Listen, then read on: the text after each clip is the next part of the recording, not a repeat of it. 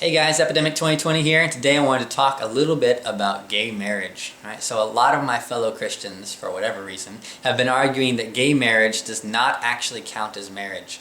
And they've actually been blaming the Bible for this viewpoint of theirs.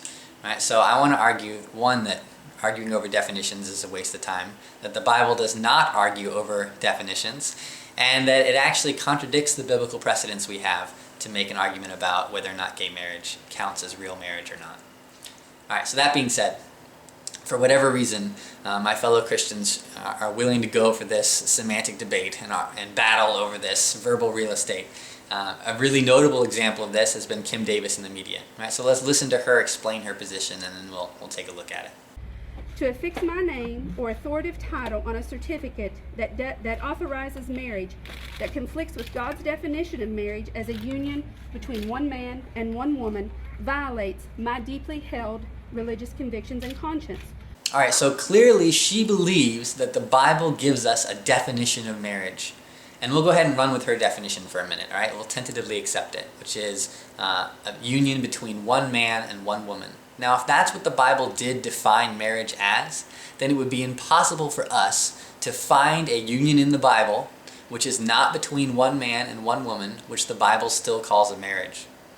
So that being said, let's look at it and see what we find. Now, spoiler alert, there's tons of unions in the Bible which are accurately called marriages, but which are not approved of by God. Right? I could give a million examples, but let's just look at a couple here. All right, 1 Kings chapter 11 starts off by saying the Jewish folks should not intermarry with their pagan neighbors. And then we get down towards the end, it talks about King Solomon.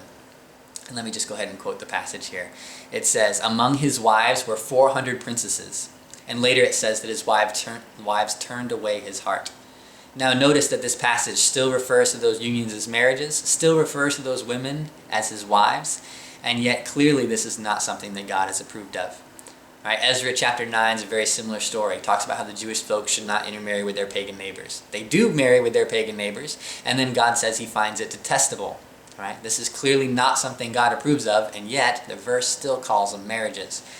Right? The story of King David and Bathsheba, right? That is an unholy union if I've ever seen one, still called a marriage. Y'all can look up that story for yourself if you're interested. Jesus even gets on in the action, right? With the story of the woman at the well. Jesus talks to this woman and asks her how many husbands she has. She responds 0, to which Jesus, knowing that she's been divorced a bunch of times, says, "Woman, you have 5 husbands." Are we to suspect that Jesus has the wrong definition of marriage here? I think the answer is clearly no. What's going on is that the Bible never attempts to define marriage for us. The only thing it does is tell us which of those marriages are approved by God and which of those aren't. So when it comes to debating over definitions, debating about the definition of marriage, or arguing whether or not gay unions are accurately called marriages, that's something Christians do. But it's not something Christ did. As always, test everything, hold on to the good.